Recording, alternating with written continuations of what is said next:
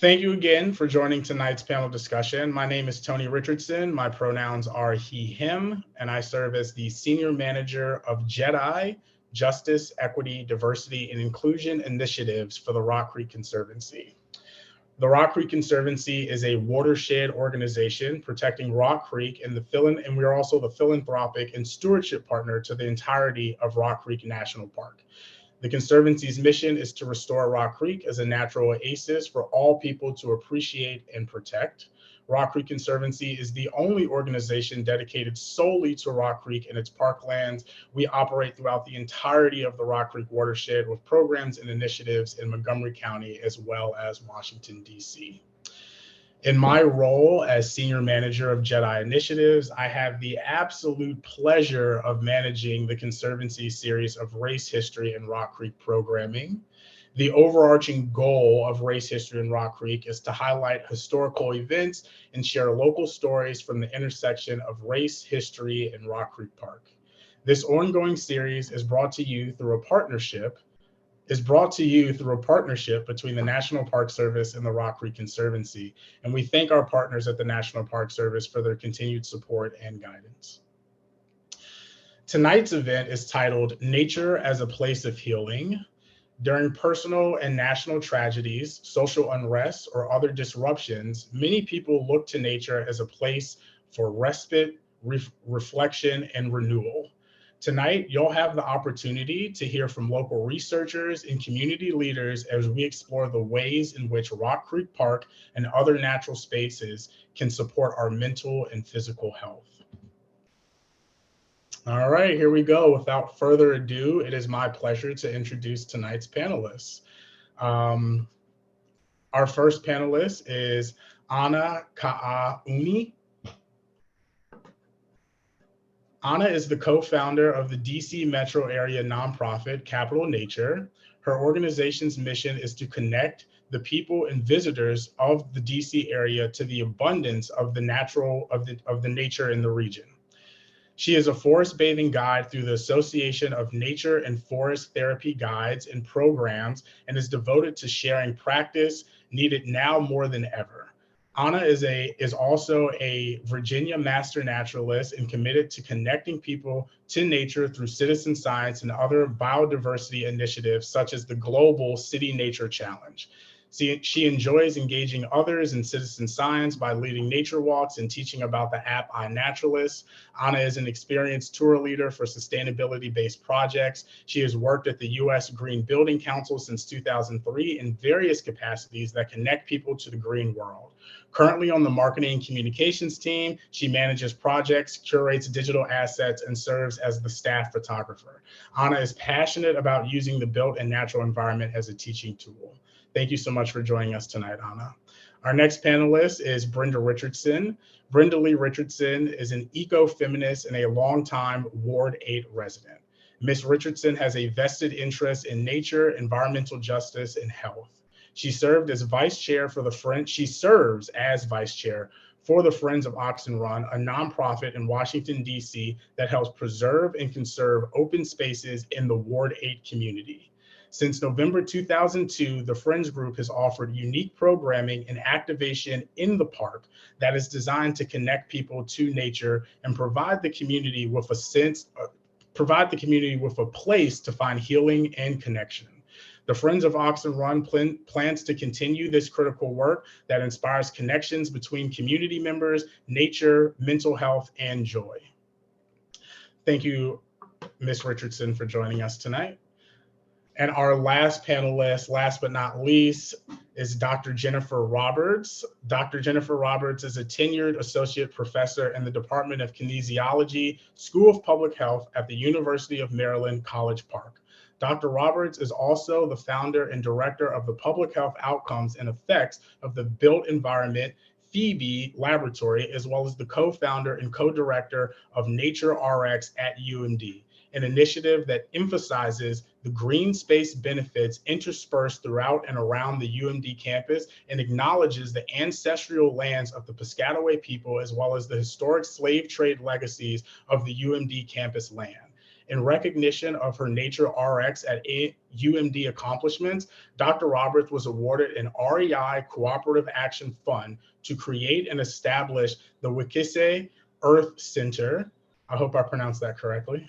A collaborative effort of scholarship and recognition across multiple disciplines to promote equity, reconciliation, and healing in nature. She serves as the executive founding director of the Earth Center and oversees 4 central arms: research, recognition, programs, and dissemination. Her scholarship focuses on the impact of built, social, and natural environments, including the institutional and structural inequities of these environments on the public health outcomes of marginalized communities. So thank you to each of our panelists for joining us tonight. As you all can hear, we have a wonderful group to discuss this topic of nature as a place for healing. At this point, I'm going to ask our panelists to provide a little bit more information about themselves, and just to give you a little bit of a teaser of what you can expect for the rest of this event. And so Anna, if you'd like to kick us off with the presentations. Thanks so much, Tony, for that introduction. I'm so honored to be here today with all of you. And I'm really excited to talk to you about how I use nature as healing and how I love to share that with others and connect. So I'm going to go ahead and share my screen and run through some slides.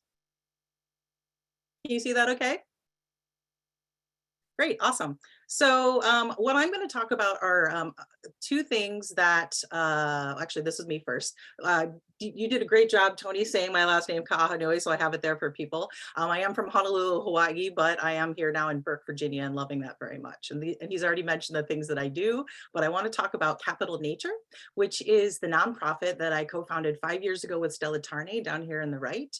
And as he mentioned, our goal is to connect people to the unique nature opportunities in the DC metro area. There's such an abundance, and our sort of feeling is that if we can connect people to nature, people will care about nature and then be stewards. And so it's a win-win situation for everyone. And so that's kind of our big goal for that. And so some of the ways that we do that: we teach citizen science, also known as community science. We lead nature and tree appreciation walks, especially in different areas around the city. And then I'm also a forest bathing guide. So I'm going to talk to you guys tonight about 2 of these things, citizen science and forest bathing, and how that, as a practice for Capital Nature, that's the offering that we're bringing to the local area for nature connection. So what's citizen science? Some of you on the call, I recognize some of the names, so some of you guys may have already heard about those, but what is it?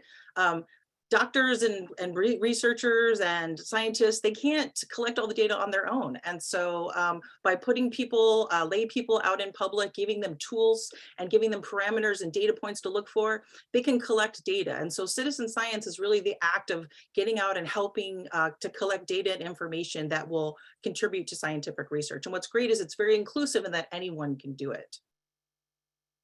Why is it important? Well, it connects us to nature, so it's getting us outdoor and observing things, again, contributing to scientific research, and then it's supporting your community and the environment. When I learned, I'm a photographer, and when I learned that taking good pictures of nature with my phone can contribute to scientific research, that really excited me. And so I wanted to make sure that everybody knew that. I usually start all my presentations with, how many people, raise your hand, like to take pictures with your phone of nature? And that's usually a lot of people. And once you tell them that they could contribute to science, it's a great incentive. And so what is iNaturalist? iNaturalist is a tool that we use. You can use it on your phone, you can use it on your computer. What it is, it's a platform where people make observations of nature. Here on the left, we have the DC Master Naturalists, ladies with me. We're making an observation of a tree at Pierce Mill. And so we're looking at all the different qualities and taking pictures and taking pictures of the leaves and the buds and things so that we can record it on this app. And there's millions of users around the world that use the app. And so it's a crowdsourced validation so that people can go on and agree with you and say, yes, that's a American holly. Yes, that's an American beech. And so all this data is collected through observations made by lay people like ourselves. When you make an observation, you take pictures, you get your phone gathers all kinds of information. The artificial intelligence of the program will give you its top 10 species suggestions based on the picture that you take. So you want to take a clear picture. And you can, so if you don't know what you're taking a picture of, that's okay, because there might be some other people, there definitely will be some other people that will probably know what it means and know what you might have observed. So that gives you some suggestions.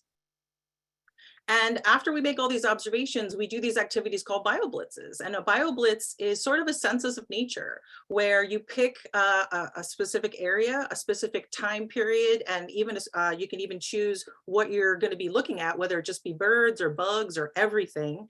And people go out and make observations.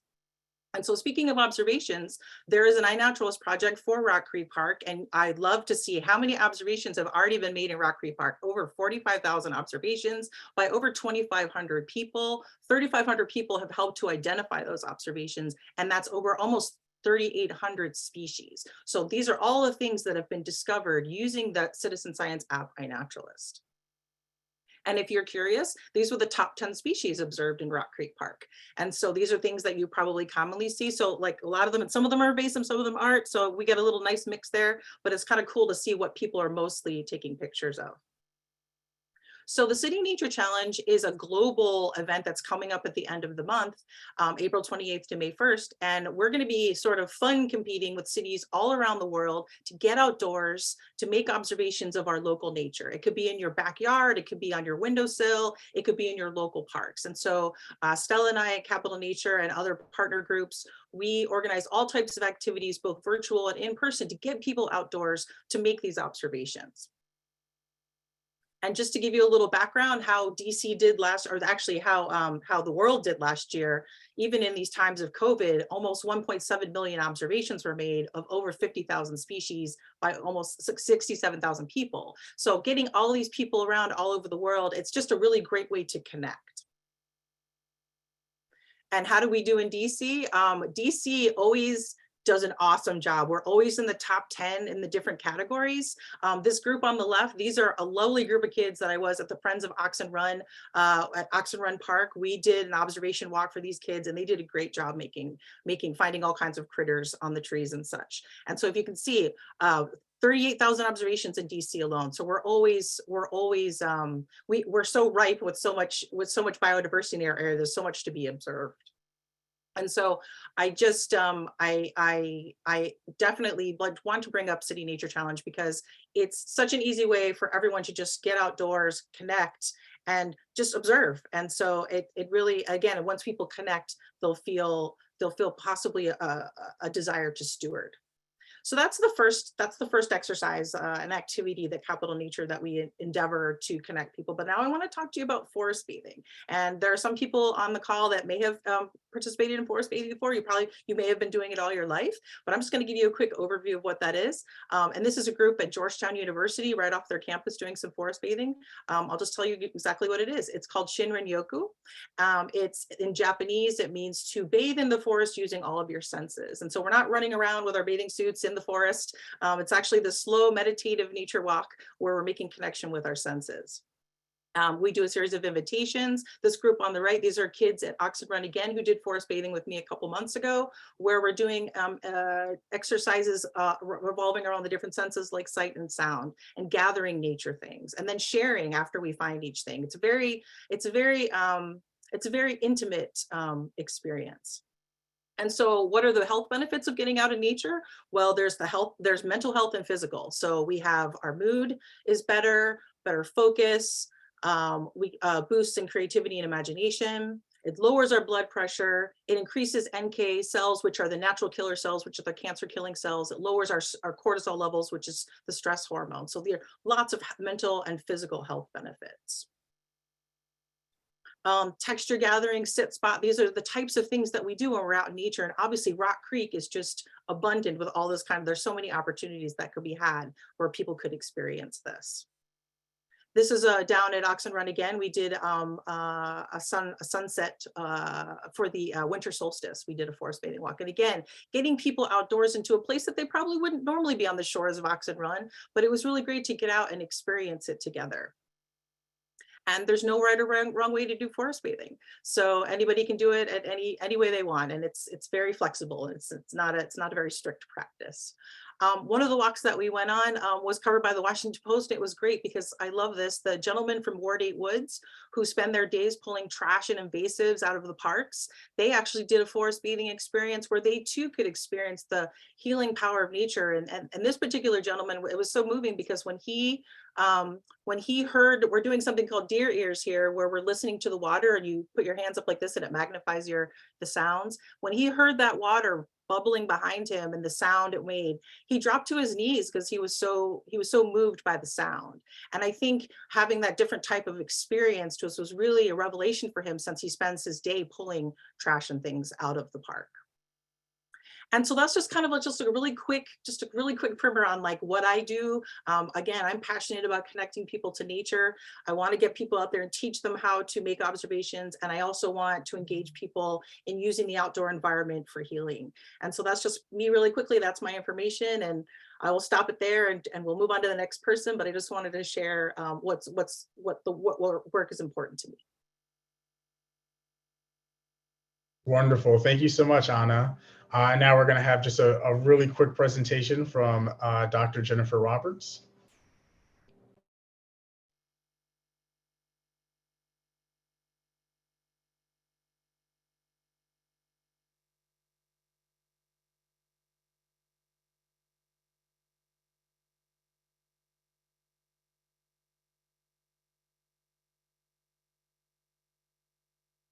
Oh, Dr. Roberts, I think you're muted. We can see your screen, but your sound's muted. Yep. Okay. Can you hear me and see? Okay, good. So good evening, everyone. I'm really thrilled to be sharing this hour with my esteemed panelists, and I want to thank you all, Rock Creek Conservancy, for inviting me to spend this time with you all. So briefly, I'm going to kind of just give a couple like little tidbits about who I am. So as you see, my name is Jennifer Roberts. I thought I would begin the first slide with, this is a picture of my website. So all the things that I miss or I don't cover, you can find out more stuff about me at jenniferdeniseroberts.com. But I thought I would kind of talk about the earth I'm made of. So I was born in Buffalo, New York, and spent all my time at Delaware Park and many other parks nearby. Then I went to college in Providence, Rhode Island, and spent time on the trails there, and mostly up, my college was up on a hill, so a lot of the green space up on the hill. Afterwards, I went back to Buffalo for a little bit, but then I went to graduate school in Atlanta, spent time in green spaces there, particularly Stone Mountain Park. I also went to grad school in Baltimore, but I'll get to that now. I'll get that in a moment because I'm living in Baltimore now. But after I finished school, then I moved to Oakland, California, and there was many different green spaces. And one of my favorite, if I would go up further north, was Muir Woods. Then we moved to the western suburbs of Chicago, and there was a lot of like kind of unincorporated green spaces. Even like my backyard was just really just a lot of green stuff. And then back in 2011, moved back to Baltimore. So it kind of gives a brief like little caption of like all the places that I've been. In respect to me just loving nature and my time spending in it, I have actually grounded a lot of my work in a nature themed element. And so specifically when I talk about my research, I have studies where I have looked at the impact of nature. Most recently, we have a study that I am working with fellow colleagues where we are looking to see some of the potential social and technological implications of installing Wi-Fi in Watkins Park, which is in Upper Marlboro, can't speak today. But in any case, we're trying to see how it can expand resiliency in the communities, particularly if you have that aspect. A lot of parks around the country have started to put in Wi-Fi. And this is actually funded by the National Science Foundation. Also, I like to teach. I am a professor. And so most recently, I launched a new course called Black Bodies in Green Spaces from 1619 till today. And this course really just literally from what it states, it goes from the enslaved person to all the way to the most recent, you could say, the Central Park bird watcher. And it really looks at kind of how racism has shaped the experience, connection, and relationship to nature among Black Americans. The course is focused a lot on Black Americans, but we cover a lot of things. So like University of Maryland is a land-grant institution, so we talk a lot about anti-Indigenous racism and dispossession of land. So it is anchored in anti-Black racism, but we expand beyond that. My scholarship also involves writing. So I like to write. I write a lot of, peer-reviewed publications for journals, and sometimes I need to stretch my brain and write something different. And so this is a piece that was just published earlier this month called Blood on the Leaves. And with this piece, I kind of really wanted to use a little bit of poetry and a little bit of prose to really talk about the nature-based trauma that has been experienced by Black Americans, but also the healing power of nature. And so this essay goes through different pieces that have one section called Strange Fruit, another part of the essay called The Black Butterfly, because I'm in Baltimore, and I talk about a lot of the inequities of green space in Baltimore. And then the last part talks a lot about the conception of white wilderness. And then finally, my activism. So Tony had mentioned this earlier. So this is a center that we are launching, and plan to hopefully launch it officially by Earth Day. And with this center, I plan to actually have this kind of collaborative effort of scholarship and recognition to not only promote nature and reconciliation, but really kind of recognize and atone for some past historical traumas related to nature, and to really kind of have it be something that is kind of all-encompassing through research, through community work, and really outdoor types of activities. So we have a program called Nature RX at UMD that I also started. So that will be one of the one of the foundational programs of this actual center. And again, this was funded by REI Cooperative Action Fund. And that is me in a nutshell. So I skipped a lot, but I wanted to keep it close to 5 minutes. And so there's a website to find out more information on me. And I look forward to having the conversation with you all. Thank you so much, Dr. Roberts. Sure. And Ms. Richardson. Thank you, Tony, and the Rock Creek Conservancy. Thank you so much for inviting me. I'm delighted to be on this panel with Anna and Dr. Roberts. I am with the Friends of Oxon Run, and our mission is to preserve green space in the park. Oxon Run Park is the largest park in the city's inventory, and it happens to be located in Ward 8, and we're delighted about that. So I will quickly share in my 5 minutes a quick story, if I may. So during the pandemic, we realized the only place that the mayor would allow us to go and be safe is to our parks. I don't know if you guys remember that. And at the time, the Friends of Oxon Run was a member of the DC Outdoor Coalition, Outdoor Learning Coalition. And I'll never forget, they were like, Brenda, you guys are connected to kids. Why don't you start doing something in the park during the pandemic? So folks were just bouncing off the walls because we couldn't go anywhere. So I will never forget, they were like, let's do something in December. And it was pretty nippy back then. And I was like, Black folks aren't going to come to the park as cold as it is to do an activity. Are you serious? So Laura, this wonderful woman, and her children, do you know they knitted hats and gloves, caps and gloves for our kids. And we had our first event with the Chesapeake Bay folks. They came out with one of the kestrel birds, and the kids showed up, you guys. We couldn't believe it, but these kids showed up, and Anna's shaking her head because she knows this story.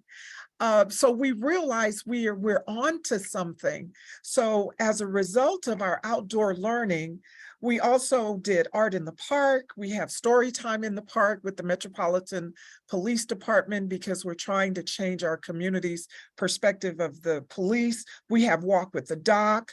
We have bird watching, stream walks, yoga in the park. We stargaze. But one of the things that we learned is, Dr. Roberts, thank you for talking about trauma. We learned from the children, from their chaperones, from their parents, and for me too, how much we are exposed to collective trauma and how it just creates this fear in us that we live with on a daily basis. We hear gunshots on a daily basis and we've become used to it, but that collective trauma has caused us to be exhausted, if you will, and it makes us listen with wounded ears. It makes us see with wounded eyes. Tony, you and I could be in the same place, see the same thing, and I would feel, hear, and see it quite differently because of what I'm exposed to. So I just wanted to share that the green space and the park and the trees has just been a wonderful way for us to heal, and especially our children. You guys have no idea what our children are exposed to when they live in disfavored communities. And some of the stories are just incredibly scary. And so what we do is we see the park as our hospital. And when we're going into the park, we're getting an IV. And in our IV is nature, the beauty of trees. Melanie taught us to cloud watch. So we're just making a considered, a diligent effort to get more people in our parks who are suffering from collective trauma and gun violence, and also believe that there's an opportunity for nature-based trauma-informed programming. So we'd like to see more of that happen across the board in all of our parks in the District of Columbia, where we find folks who live in disfavored communities and need to be healed. Thank you, Tony. Incredibly powerful and beautifully said. Thank you so much, Ms. Richardson. You're welcome. And so with that, we will jump into the discussion portion of this event. And so our first question for the panelists is sort of a softball question, and I'd like for each of you to respond to this. What are, and Anna touched on, she shared with us a few of the mental and physical benefits of spending time in nature, but I'm hoping that each of you can go a little bit deeper and explain to us what are some of the physical and mental benefits of spending time in nature. Why is it so important that communities are provided with an opportunity to get out and get that nature prescription? So I'll answer first. I think that what it does for us, it provides a safe space. And secondly, it's like you can just breathe because there's all this green space and there are these trees, and there's just something very sacred about being in nature and how it calms our spirit. Thank you, Tony.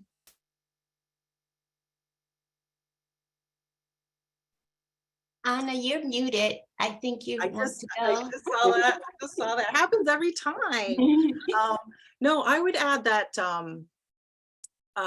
one of the most powerful things that I experience in my practice of forest bathing is we do sharing between these invitations. So we gather together and we talk about what we've seen or felt. And so that sort of collective experience and hearing, when you, Brenda, when you were explaining about how your perception of the park and Tony's might be totally different, to me, it's very powerful to hear other people speak about, you know, we've just been out in nature doing something for 10 minutes, some exercise or something, but to have people come back and talk about, maybe it reminds them of their childhood, or maybe it reminds them of some trauma, or maybe it's bringing up things, it's making us remember. Mm-hmm. And so I think that's a very powerful thing that it does.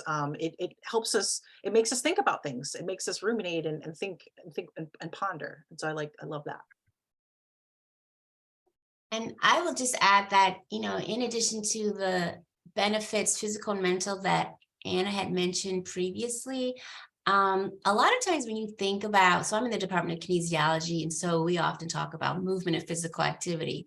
And so often when you have to go to nature, you have to move.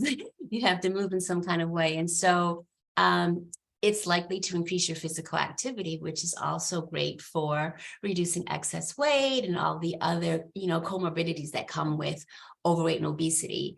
And then research has shown that when you engage in physical activity, movement, walking, you're more likely to engage longer than like if you were at like a man-made gym. And so there's those benefits. But also on the flip, kind of going also what Brenda was saying, there's actually been some empirical evidence that have shown that time spent in green spaces increases your inspiration, your spiritual well-being. And I think a lot of it has to do with the positive benefits of social cohesion and interaction, and just the empowerment of being in a place that is not man-made, and there's just something majestic about it. So it's just kind of an all win around, physical and mental. Beautiful. Thank you so much. So for my next question, I'll start out with just a quick personal story for myself. I'm DC born and raised, so I grew up really close to Rock Creek Park. I actually grew up right off of 16th Street. And I started to notice when I was probably about 12 or 13, if I was really, really stressed out, if I was really stressed out about school, I had a really big project, just stressed out about parents, whatever it was, if I was just, typical teenager stressed out, no real problems. But for my 13-year-old mind, it was a lot. And I found that just going on a walk in the park was just so beneficial to my mental health. I found that it didn't necessarily make me stop thinking about the problem. It didn't make whatever problems I was dealing with go away, but it really changed my perspective and allowed me to think about the problem and think about problem solving in a different way. And that's just something that I noticed, like before I kind of noticed that before I could even articulate it or before I even knew of all this research around the mental and physical benefits of nature. And so with that, I'd like to hear from each of you, if you could share, can each of you share a success story that demonstrates the ways in which nature can positively impact our mental and physical health? So we'd love to hear from maybe an event that you've done or a program that you've done or an outing that you've led. If you could sort of just share a success story and sort of highlight the ways in which nature and being outside positively impacted mental and physical health. I'll do an example from when I led the forest bathing walk for the children at Oxen Run Park. They were kind of experiencing the space in a different way. Like there was a playground there, which those kids probably play at the playground all the time, but they weren't, when we were doing forest bathing, we were looking at different things. We were looking at leaves and grass and flowers and bugs and birds and things that they don't typically look at. And you could tell the kids were like really getting into it, like they were really getting, and it was so lovely to see. These kids were ages 9 to 14. And I do remember Brenda telling me that the caretaker of these children did tell her later after that event that the caretaker did notice a demonstrated change in the children after that experience, that they were perhaps not as hyper or like a little more calm, maybe got along better or something. But do you remember that, Brenda? I do. Yeah. And so I think that was really nice for me to hear that those 2 hours being together in nature was enough to kind of, to cause that kind of beautiful effect. And actually, I want to kind of piggyback on that because last spring on UMD's campus, we had a psychotherapist, Dr. Heidi Schreiber-Pond. She led a forest bathing session on campus. And first of all, I think it was about like 15 undergrads, graduates, students, faculty, and staff. This was last April. And I think what was kind of cool about it is, first of all, she took us to a patch of woods on campus that most people didn't even know existed. I mean, UMD is an arboretum. It was given that status, I think, in 2018 or something around there. And so there's a lot of different wooded areas, but people were like, I didn't know this was around. But I think one of the things that was interesting is they did a pre and post type of survey, and everyone said they were relieved of stress and that their perspective changed quite a bit, because we had portions where you had to lay on the forest bed, either on your stomach and then on your back, and it just completely changes your perspective. And so I think that was instrumental in relieving stress and just kind of like you kind of like focusing on one sense at a time. And so that is probably one of the best, that one's, I would put that rank #1 best type of activity for our Nature RX at UMD. And then also we did do a Qigong when we first launched. That probably comes in #2. I think forest bathing for me was #1, and I think most people would agree. But anyhow, it made people very happy and relieved stress, and they were able to go back to their offices and finish out the day. So my story, my success is a little different than Anna and Dr. Roberts. Mine is centered around folks who live in disfavored communities' fear of trees. Ward 8's tree canopy is not as robust as it is on the other side of the river. And this all happened quite by happenstance.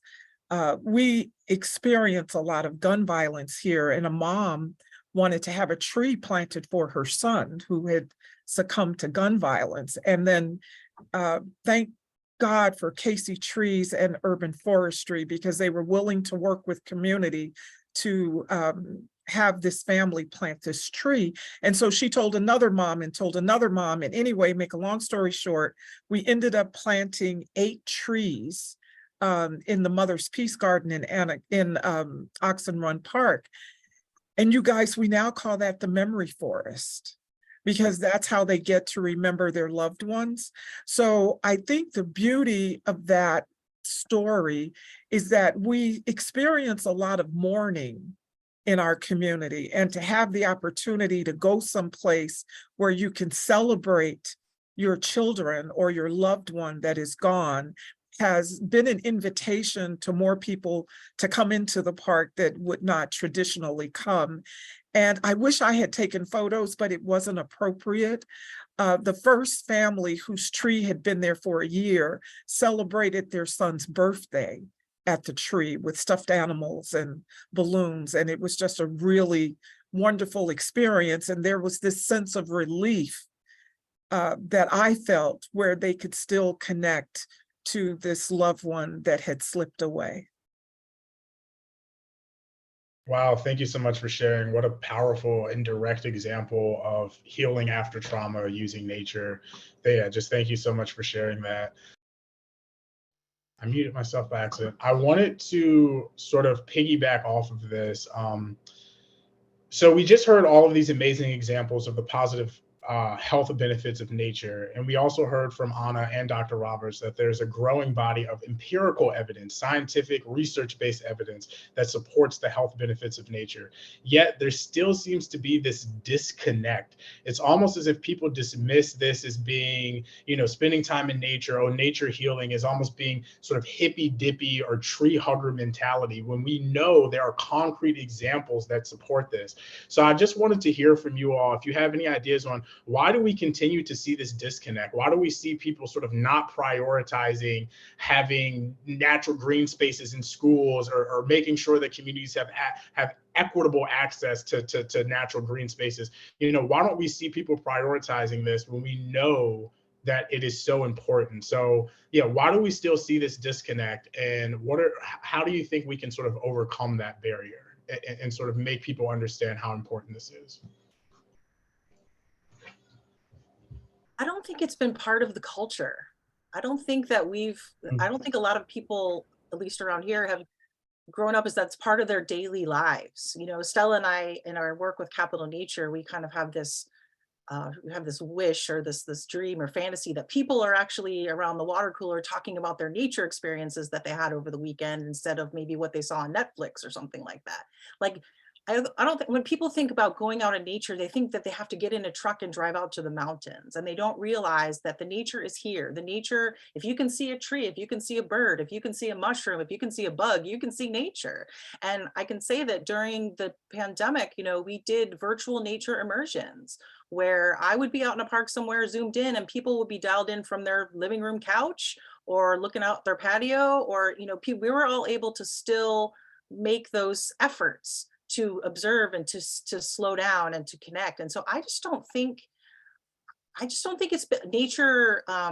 has been just part of everyone's daily life. And I think the more, that's why what we do with Capital Nature, we just want to get people outdoors. We figure the more the people that get out and experience this free health benefits, this free mental benefits, you know, like why wouldn't we all do it, right? I mean, it's free therapy, it's free. One of the things I wanted to mention is Capital Nature is part of a organization called Green Spaces for DC, and that's a coalition of 15 organizations, you know, that are all promoting connection. And Friends of Oxen Run is one of the members, as well as Capital Nature.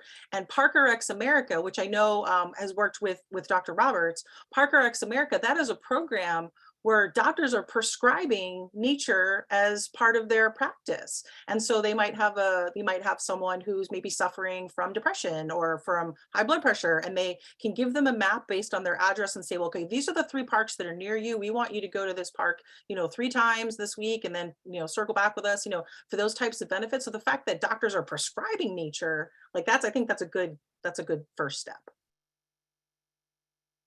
So I think for me, the disconnect in dispirited neighborhoods, Tony, is fear. You know, I think about the pandemic and how we, the folks in dispirited communities adopted this, this lifestyle of not moving around, and because we couldn't go anywhere. And then when I'm reminded of myself, for example, I would never take a walk in Oxen Run Park by myself or anywhere else, because the fear stays with me. And people don't understand that. But when the fear is so deeply entrenched into the very well-being of who I am and who other people are that live in dispirited communities, you don't have the wherewithal to think, oh, I need to go take a walk so my spirits can be lifted and I can lose weight. We don't think that way. But I'm very, very grateful to Delano Hunter, our director of DPR, Department of Parks and Recreation. He's starting walking clubs for seniors. So he's doing one in Ward 7 and one in Ward 8 just to test the waters, because folks just don't feel comfortable going out alone. And I think that once we realize that you have to do things in where there's a crowd or more people doing the same thing, then you'll find that especially people of color who live in disinvested communities are more likely to, it's a risk to go in the park by yourself. And are you willing to take that risk? And that's our reality. So I think it's important for folks to understand that when it comes to looking at the disconnect, you have to dig a lot deeper to see what the issues are, and it's fear and trauma that you can't get over just by taking one walk in the park. And I completely agree with both of my panelists, and just to kind of piggyback also what Brenda is saying, this is very intergenerational type of fear, and you know, it's interesting because, you know, I look at a lot of the work of W.E. Du Bois, even though he's been, you know, renowned as a sociologist, civil rights, he's unrecognized in how he looked at the insights of the relationship of Black Americans with the natural world, and how that relationship was distorted by racism. And he has argued that slavery and nature-based trauma, it not only distorted Black Americans' moral and like their spiritual relationship to the natural environment, but this same racism, it impaired their natural environmental stewardship. It fostered placelessness and alienation from the very landscapes that they were denied ownership rights. And then along with, you know, what Brenda was saying, a lot of times, you know, we had this basic segregation. So you were in communities that were historically redlined, disinvested. So you didn't have green spaces, coupled with the fact that you had this kind of historical collective trauma of what went on in many of these green spaces, or the forced labor that ancestors were forced to be on in these type of spaces. And then even just when you look at national parks and wilderness areas, you know, we were prevented from going there as well. And so I think this relationship has been fractured and has been distorted. And so now you look currently, and you may have these kind of dogmas of like, well, you know, Black people don't hike, Black people don't do green space stuff. That's for white people, which also actually W. Du Bois, he also argues that their relationship with nature was also distorted. They had this kind of complex, phony, kind of picture perfect idealization of nature as this like clean air where nothing ever happened. But that's another whole topic. But I think that kind of goes to it because you have to bring that history and then contemporary, like things that happen today. So like Brenda was saying, you can't just take one walk and have that all be like washed away. Excellent, excellent. Thank you for sharing.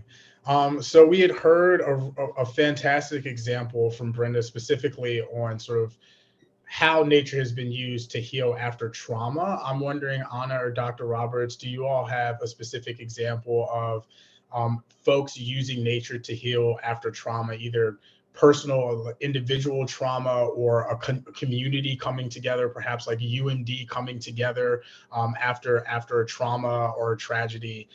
Yeah, do you all have any examples like that you could share? One forest bathing example that comes up for me was a personal one, not of myself, but of participants. I have had people attend my walks who have lost loved ones, have lost spouses, and who have shared with me and with the group collectively that, you know, what they were seeking in nature was solace, was peace, was healing, and that they got that, you know, when they really felt like I take sometimes with permission, I take pictures sometimes during the walks, you know, I ask people, you know, if that's okay for people, and I don't get up in people's faces or anything, but one of the women that was on one of my walks, she had her hand, there's a tree, we do an invitation where I have them go hang out with any tree that they want for a while, a tree sit spot. And she had found a tree that really reminded her of her recently deceased husband. And she just had her hand on the tree. And it was just sort of this beautiful moment that she was having that communion with the tree. And she told me later on that she plans to go back and visit that tree now that she's had that experience. She knows that that's there for her, that will always be there for her. And so that's just one of the examples that I could think of. An example that I can think of is kind of on a really kind of basic level. During the first couple of years of the pandemic, some colleagues and I, we did some research looking at the impact of gardening. And so that was an uptick, particularly when we all were kind of like shut down and locked at home. And we found that not only did gardening increase for people, but it was a source of refuge, peace, and reduce stress. And so that is an example of how nature was used as healing. And I know like nature and parks have been used often as spaces for people to come together during extreme traumas, whether it's, you know, a man-made disaster or natural disaster. It's a place where people come together and meet together. And that's consistently been a place where people can kind of regroup and, you know, and move forward. So there's many different types of examples. I can't think of more right now. I'll probably think of some more later, but those are the two that come to mind. Yeah, thank you. Thank you for sharing that. Yeah, I think of one, you know, during the social unrest, during sort of all of the police shootings that were happened during the summer of 2021, I know that there were a number of events that happened in Rock Creek Park, some of them at Malcolm X / Meridian Hill Park, where people just came together to sort of mourn in nature and just sort of share that space together. So yeah, I think it's just so powerful for people to be able to come together, and also to come together in that play space in nature and all of the extra benefits that nature provides. So thank you for so I would like to go back. We briefly touched on this on a question that I had previously asked, but historically, we know that Rock Creek Park has acted as a barrier between communities on the east and west side of the park. If you'd like to learn more about this, we did a whole race history in Rock Creek about segregation. It was the September 2022 event. But we know that Rock Creek inadvertently has served as a barrier between the predominantly wealthier and majority Caucasian communities on the west side of the park and the less affluent majority BIPOC communities on the east side of the park. We also know that there are major discrepancies or inequities in access points on the east and west side of the park.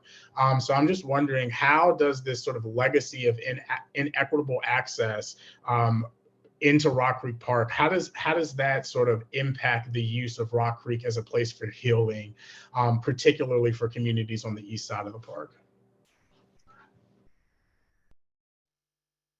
Well, I have to tell you that I didn't, I don't know, it seems like Rock Creek Park is not for us. My son used to go to school around Rock Creek Park, and sometimes I'd have to drive through there after I picked him up. And I just remember seeing folks, I think they can ride horses in Rock Creek Park. And I was like, wow, they've got horses too. I just think that it, again, and I hate to beat this in the ground, but when you've got this deep sense of fear, and it goes back to what Dr. Roberts said about segregation, it's just very clear that that's a more wealthier community that we are not necessarily welcomed in, but could be, I don't know how to explain that. And I know that Rock Creek Park is a beautiful place because I drive there sometimes, and when my son was in school, but I just don't feel invited. It just doesn't feel like somebody who lives east of the river, like I would be welcomed to come to that park without, and it's my fear. It has nothing to do, I think, with the folks that live there. It has a lot to do with the fear and the trauma and my exhaustion of having to explain or be accountable for being a Black woman with a Black son who wants to explore other parks to help myself heal. Does that make sense? Yeah, it makes perfect sense, because I think a lot of times we focus so much on the lack of access, but that whole idea of that sense of belonging to a certain space, you know, and knowing that, feeling like you're always a visitor, getting those microaggressions. I was one time in Rock Creek Park and someone had asked me, oh my goodness, oh, how did you find this? I'm like, what do you mean, how did I find this? It's like the biggest ass park. Oh, I'm sorry. It's the biggest park. Like, what do you mean? So those microaggressions, what do you mean, how do I find it? And so it's that sense of belonging, you know, feeling like I'm just as welcome as anybody else. So it's hard to come over that, because you can say, well, you know, I had another colleague who had the Billy Goat Trail. Same thing happened with her. She was with some girlfriends having a great time. Same kind of, it's like an overly welcome, like, oh, hi, how did you find it? Like, no, these are not aliens. These are just Black women. They enjoy the nature too. And so that over welcoming, that kind of like, oh, I thought this was our like little secret place. So it goes back to that kind of like how we liken wilderness, in terms of maybe it's from a white centrality, a whiteness of that space, not knowing it's the earth that we all can share this space in. So I completely understand what you're saying. Like, you just don't feel like you belong, so you don't want to go. Mm-hmm. Thank you, Dr. Roberts.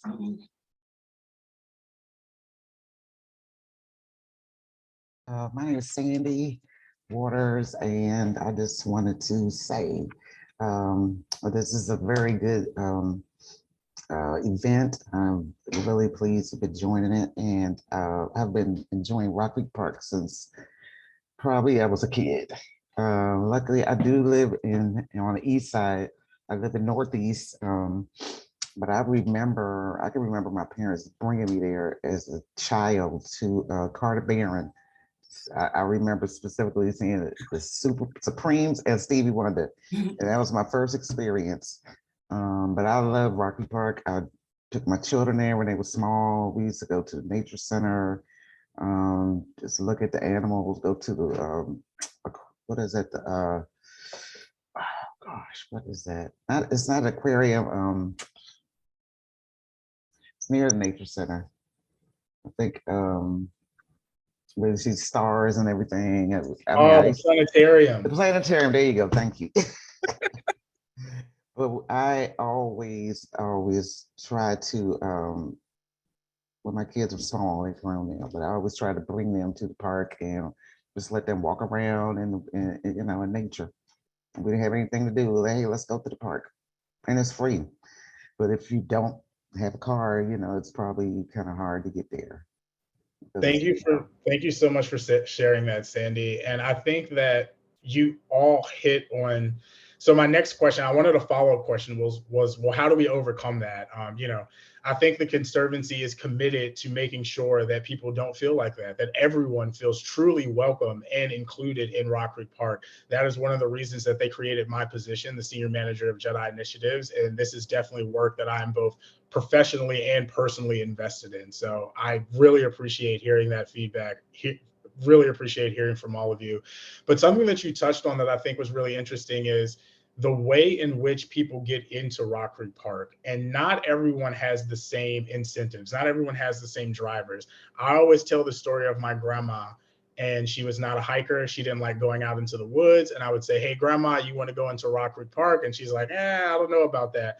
But if there was a program there, if there was something going on at the Carter Barron, if there was something going on there that activated it and provided her with sort of that cultural relevancy, then she was all for it. And we would have a great time spending the whole day in the park. And I think you touched on it, Sandy, in going to the Carter Barron and how many, you know, you went there for the music, but you stayed for the bats and you stayed for your love of nature and you stayed for those mental and physical benefits of nature. So I think, yeah, just having more, you know, more entry points, both physical, but also programmatic, and also, you know, making sure that there are things that are culturally relevant to wider segments, wider, you know, a wider array of demographics.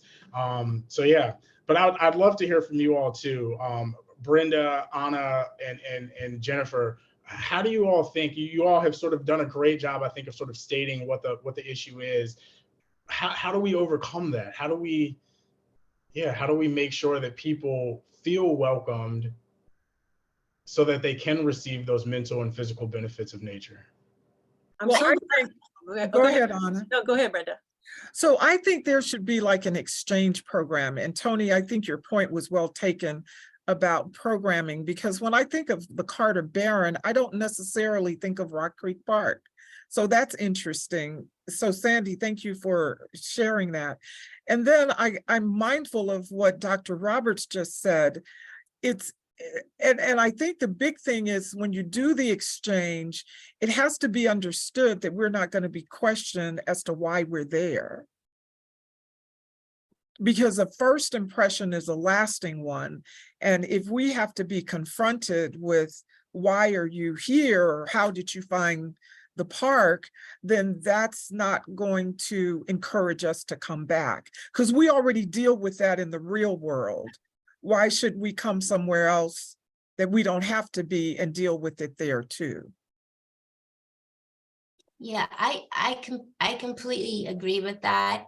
And I think I do agree with like using programmatic types of activities that amplify all cultures, but also importantly, not just in their month of representation. So not in February, we're going to just do it all like right here, or month of March, all women's stuff. And I forget half the months, but just not in the month of representation, like it should be throughout. I also think the park can also be embedded with just signage or just some symbolic things that have shared history of facts of nature. I mean, you could have George Washington Carver or something about he discovered, I don't know, something he did, like just random things throughout the park that really infuse it, that show all that showcase the contributions of many folks who have been otherwise, you know, under-recognized or who have not even just been, brought to the table. And so kind of showing that it's almost like, if you go to certain spaces and you see familiar faces, you see familiar smells, you start to feel like you do belong, like, oh, okay. So like signage, symbols, I'm not very good at thinking about creative things, but I think when I see it, I feel like, oh, this is a spot for me. That can also help. And I think that can also deter people from saying, how did you find it? Because if they see representation from all different cultures, they're going to be like, well, of course they found it. It's everybody's home. So I think a mixture of that can help break down some of those barriers. Tony, did you want to take that question? Oh, from the audience? Well, I see someone has their hand up, so I just wasn't sure. I wasn't sure if we're letting people talk. Sure, Sip, since you have nicely had your hand up, and then if there are other comments or questions from the audience, it would be great if you all could put those in the chat. We're getting towards the end of our the discussion questions that we put together, but we'll have a few minutes at the end of this, and we would love to address any comments or questions from the audience. So if you all would please start typing those into the chat, we would love to hear from you. And then yes, Sep, with your hand up, was there a question or a comment that you wanted to make? Comment I have. My name is Sharon. I didn't change it. Those are my initials. But I grew up in Washington, and I grew up in Northeast. And there were two parks that I was familiar with: Rock Creek Park as well as Fort DuPont Park. And I joined in late, so I'm really surprised at hearing people say they don't feel welcome in Rock Creek Park. My family would picnic there as far back as I can remember. We would just go. And one of our favorite picnic spots was at Pierce Mill. And we would always go over. At that time, there were lots of ducks on the waterfall. We would go over and feed the ducks and just run up and down and just have a good time. And later, I moved closer to the park. I would go there for walking. So it surprises me because I see plenty of Black people there walking on the weekends when the roadway was closed off, going to the zoo and coming through the zoo or whatever. I'm just amazed at how I'm surprised that people of color don't feel welcome there. That's just startling to me. And I'm interested in that. And I'd like to learn more about that, because for me, it's just been, this is part of our environment. We live here. We're going to use it just like you or just like anybody else. We just never thought about it. You just go. It's available. You go. That's it. Well, thank you for sharing. And, I think it's just, everyone's going to have a slightly different experience when they go out, an experience that's individual to them. I mean, I can definitely, I've had some of those, I grew up in Rock Creek Park. I grew up right across the street from Rock Creek Park. I did trail work on the Billy Goat Trail in high school. I literally helped build that trail and maintain that trail. And even I, out on the Billy Goat Trail, have gotten microaggressions, people asking me how I found out about this place, how I got out here, looking at me like, what am I doing out here? And I'm like, hey, I've been working on this trail for the last 15 years. Like I know this trail. So I think that, there is always room to improve. And so I appreciate you saying that, Sharon. It's great to hear that you're in the park. But I also think that there's always room to improve and want to make sure that everyone, whether they're coming from Northeast DC or Southeast DC, or if they live in Northwest DC, that everyone feels welcome and the park feels inclusive to all segments of the population. So well, yeah, thank you all so much for that. I think that was fantastic. And sort of I would love to see if there's any questions from the audience. So please type those out. My last question for the group is just sort of how can communities and organizations work together to promote the use of Rock Creek and other natural spaces as places for mental and physical health? And I think we've touched on some of this, but would love if you all could just go a little bit deeper and sort of, this is our action. This is our call to action. So I want everyone to leave this event tonight feeling energized. We talked about what the issues are. We talked about the benefits. So now what can we do? How can we make sure that Rock Creek Park other natural places, Oxen Run, how can we make sure that these places are being used for their mental and physical benefits, health benefits that they provide? I think that convening and collaborating with community organizations, getting organizations together to do things together in the park. So it's not just X group, X invasive group pulling invasives. Like it's making it a meeting place, and bringing more people together so that they're experiencing it together, figuring out, brainstorming what other cool things could we do. I mean, there's so much that could be happening there. And so with Capital Nature, we love collaborating with organizations like Friends of Oxen Run and DPR and KC Trees. We love doing things together just because we have different audiences, we reach different groups. And so the more we can, just have those cross pollinations of different organizations in the space, I think that program, because you guys do such an excellent job already, RCC, in terms of what you do programmatically. But I mean, I think if we just had like a party fest with all these different organizations to do different events, I think that would just be amazing. So I think that, Tony, having this conversation is just wonderful.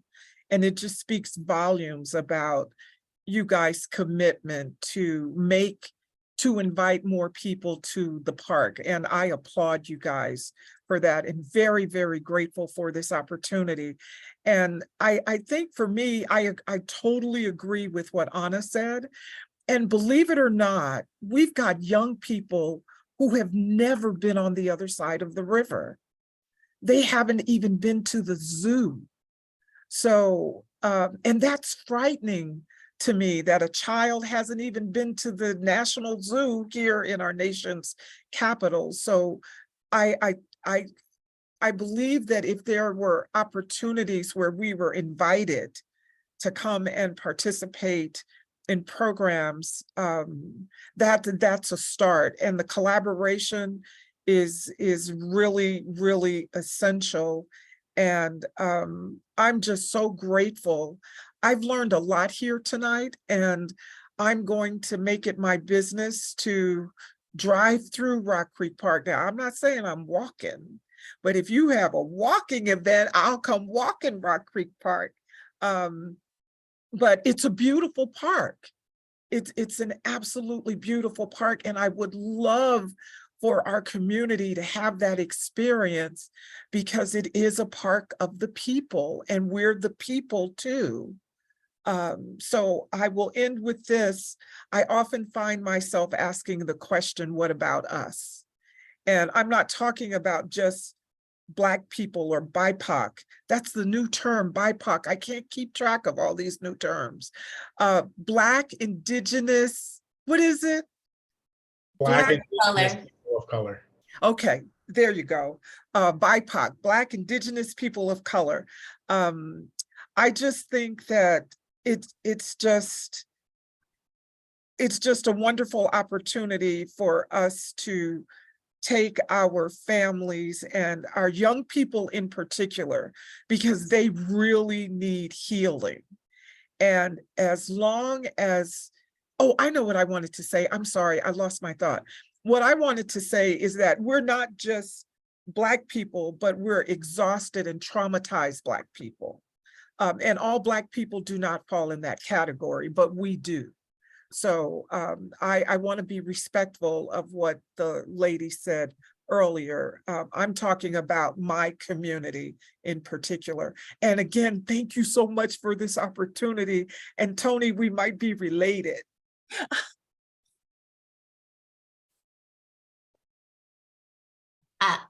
I'll just end with saying that I agree, and I just to add a little bit more texture, I think very early introduction for young people to nature, so they don't even develop any kind of biophobia. Get them out there. And also too, it's good for their little immune systems. They should be eating some dirt, like good nature dirt. So get them out there early. Anytime you can do any kind of experiential learning, like if there's a classroom, a school where most of their classes are outside in some kind of way, that to me is important. And so I think that can really be something that feels like a second home, not like something where you're like, oh, I'm afraid to go out there. Because I think we mentioned a lot about like kind of like the social cultural fears earlier, but we didn't mention like some of just the plain old biophobia of like, oh, I'm afraid of a deer, or I'm afraid of a cricket, or all the other four-legged creatures out there. Now, the other two-legged creatures, that is real. So I talk about partnering. If you're gonna go, please go with a partner or have some kind of weapon on you. I'm not weapon, but maybe some mace. I'm not trying to promote violence, but just to protect yourself if you're out there. So from the two-legged type of issues, but we want to make sure that with our kids, we get them out there early so they're not afraid of the bunnies and the animals and all those other things out there. And they just know that it's just part of nature. Great. Thank you so much. Thank you so much. And actually, I said I'm DC born and raised. I've spent a ton of time in the park, exploring the park. When I was a kid, I was really hyper and my parents would walk me across the street. They're like, just get out there and burn some of that energy off. But I saw my first snake in the park ever. And I know we have a lot of people that are afraid of snakes. So I think definitely there are some real and perceived safety issues, definitely for folks that you know, in a level of comfort for sure. So I wanted to, there was one question that came through, and I think it's a really fantastic question. So I wanted to pose this to the group. If you'll just give me a second to find it. So this is from Katie, and she says, I'm wondering if any panelists have thoughts on eco-anxiety and climate grief, which we know that our young people are starting to get really stressed out about the climate, just with so much negativeness about the climate, about climate change in the news. So wondering, thoughts on eco-anxiety and climate grief. How can we make sure people spending time in nature are called to action to help and heal rather than feel overwhelmed at the destruction of nature and ecosystems? Wow. It's a good question. Mm-hmm. You know, it makes me think of the book that Melanie Chukas Bradley wrote during the pandemic. Melanie Chukas Bradley is a local naturalist. She's actually, I think, done some talks for Rock Creek Park. She's also one of my mentors as a forest bathing guide. And she wrote a book during the pandemic called Connecting to Nature, Resilience in a Time of Crisis. And I think it was, and she gave examples, and I'll grab the link and put it in the chat, but she gave examples of how we can still connect in these crazy times. So that was the first example that came to my mind. I'm still thinking.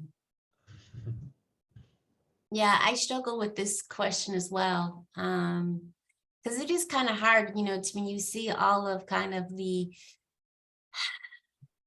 thing that how we are kind of, in essence, humans are degrading the environment. It's kind of hard to inspire people to keep trying to fight that. It seems like you're just trying to prevent a wall or, you know, crumbling from you. And so,